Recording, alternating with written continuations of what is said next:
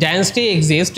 Ivo কিটটা এতটাই rare, সাধারণত আমরা নর্মাল হাইসগুলোতে দেখতে পারি না। অ্যারোলিপ স্পয়লার, অ্যারোলিপ কিট আমরা প্রায় দেখতে পারি, কিন্তু এই কিটটা আমরা এই হাইসটাতে এসেছে। এর আগেও আরেকটা হাইসে এসেছিল, আমরা বলতে পারি এটা প্রায় 100টা হাইসের মধ্যে আমরা অকশনে 2-1টা এরকম হাইস পেয়ে থাকি। তো এই হাইসের সব থেকে আকর্ষণীয় যে ব্যাপারটা আমরা যদি একটু দেখি, এখানে রয়েছে এয়ার সাসপেনশন, যেখানে আমরা অটোমেটিক্যালি আমরা চাইলে এখানকার চাকার যে হাইটটা সেটা কিন্তু আমরা চেঞ্জ করতে পারি। আমরা যদি একটু দেখাই, এখানে কিন্তু খুব বড় একটা সিলিন্ডার রয়েছে, যে সিলিন্ডারটা এয়ার সাসপেনশনের জন্য প্রপারলি ওয়ার্ক করে। এই এয়ার সিলিন্ডারের যে কাজটা আছে সেটা একটু বুঝাই দিচ্ছি আপনাদেরকে। আমরা এখানে দেখতে পাচ্ছি সামনে এবং পেছনের চাকার যে এয়ার সাসপেনশন দুটো আলাদা আলাদা পিএসআই দেওয়া আছে। আমরা এখানে সুইচ যেটা আছে, আমরা সুইচ দিয়ে আমরা দেখি গাড়িটার হাইট কিভাবে করে অ্যাডজাস্ট করা যায়।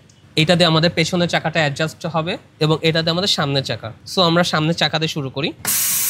এই যে দেখেন, এই যে একেবারে আমার চাকার সাথে বডি লেগে যাচ্ছে এমন একটা অবস্থা।